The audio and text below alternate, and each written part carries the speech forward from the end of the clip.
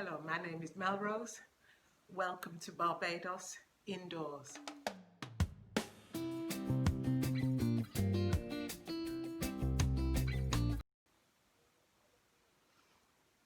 From about 8 o'clock this morning, it's been raining non-stop.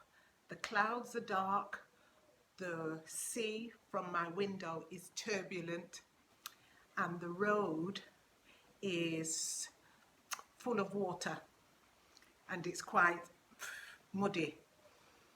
And that brings to mind a story that I would like to share with you on my little story time from way back when.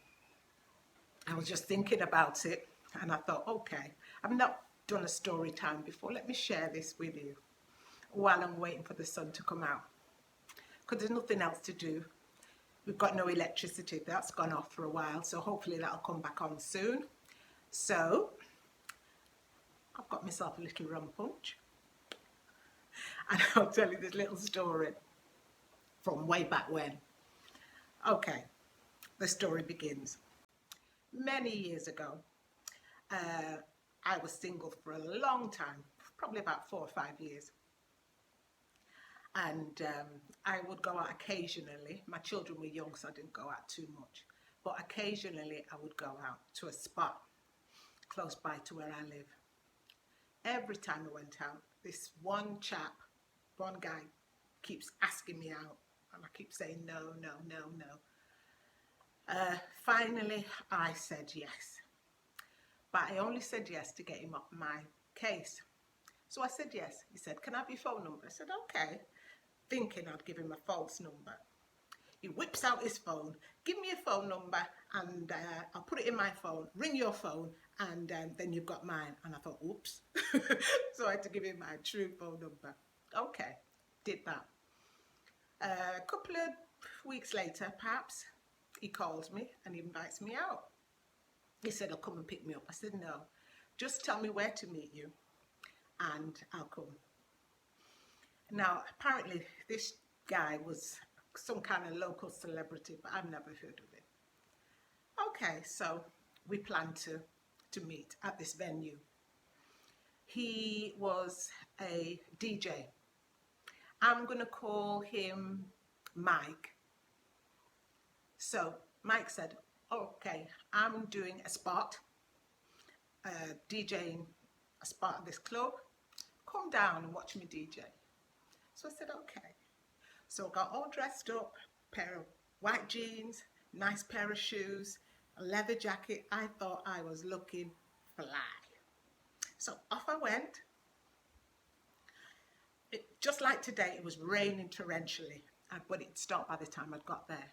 There was nowhere to park except for this area where it was lots of potholes and it was muddy and awful. So I parked my car, tentatively stepped out of my vehicle, making sure I didn't accidentally step into any of those potholes to spoil my white jeans. Okay. Got inside the venue. He saw me instantly. He came over, took my coat, and he says, "Oh, I'll put it behind the DJ booth." I thought that was very gentlemanly, and I appreciated it. "Thank you." So he said, "What do you want to drink?" I made my order. He went to the bar, he bought me a drink. That was great, and I'm thinking, oh, this chap is really nice. Gentleman, not been out for ages. It was a rare treat. Okay, now the club was popping. Music was on point. I felt the vibe. So he said, "Come on, let's dance." Now, normally I'm reserved. I'll dance along the edge. I'm not the type to be in the middle doing all that. He drags me into the middle and he's giving it all this and spinning me around and doing all sorts, and I'm thinking, what the hell? But I thought, oh, maybe this is what they do now, because it's been a long time since I've been out. So okay, I work with it. So we're dancing and he's showing me off and he's making all this, he's hugging and all this, which is not my thing, but I said, okay. So I tolerated it. And he's there and he's making a big fuss. So it's going okay. He's treating me very, very nicely, very gentlemanlike, no complaints there. Okay, so it was his turn to do his DJ bit. So he said to me, go and sit up there so you can see me from over the head tops, and watch me do my thing. Oh, yeah, so I'm dating somebody who's the DJ, and I'm thinking, oh girl, you got it going on. So I go and sit up the area where he told me to sit. And he just on the mic, it's spinning the tracks, it's good, it's great. And I'm there dancing, I'm giving it this. An old time friend of mine that I haven't seen for ages comes. Now I've known this guy since we were 14. We didn't go to school together, but we were school friends. He comes up, sits next to me, and he says, Mel. I said, yeah. Let's call him Paul. I said, Paul, what's happening? I haven't seen you in ages. You're looking good. And he said, are you going out with that guy? And I said, well, no, we're just on a date. He's just asked me to come out. And he's, it's no big deal. It's just a date. And he says to me, watch out for him. I says, what? Watch out for that one. I said, what do you mean, Paul? He says, every woman he has been with, he beats the bloody hell out of. And I said, Jesus. And I'm starting to panic. I'm thinking, now, Mike glances up, because don't forget I'm high up, and sees Paul sat next to me giving it this. So he starts ranting over the mic. People trying to spoil my business. What's wrong with people? Them are trying to ruin my reputation. Me a done, me a done. What's wrong with them? And I'm thinking, what the hell is going on here? And he's continued to rant. He's making this big deal. What's wrong with people? What's wrong with people? Man, have a nice gal, and then I try to. I'm nobody's girl, gal.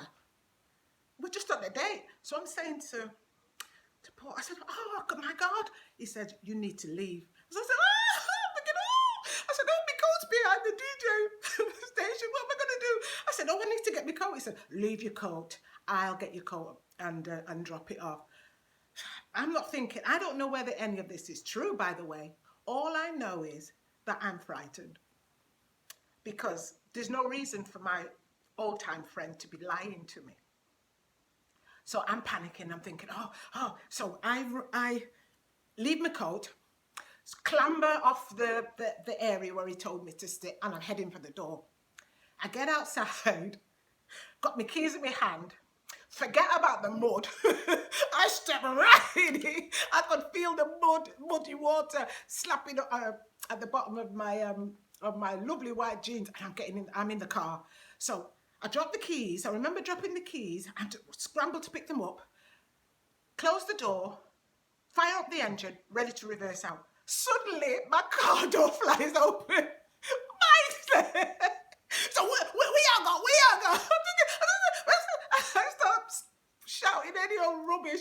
I think I said something like, one of my kids is ill, I've got to go home. He said, what him said to you? I said, look, I've got to go. I've got the car in reverse. The car is moving. And this guy's he's sort of halfway in and halfway out. And as I'm reversing fast, I remember the gravel underfoot making that type of noise. All I could think of was to get the hell out of, and he wouldn't let go of the blooming car. And I said to him, look, you're going to have to let go. I remember put it into first gear. He must have slipped off. I slammed the door shut, and I'm out of there. There's got to be a lesson to learn in there.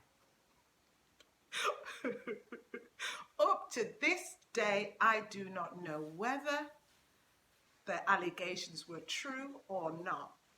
I just decided, girl, you got to leave. And suffice to say, it took me another 4 years before I'd go out on another date. See ya.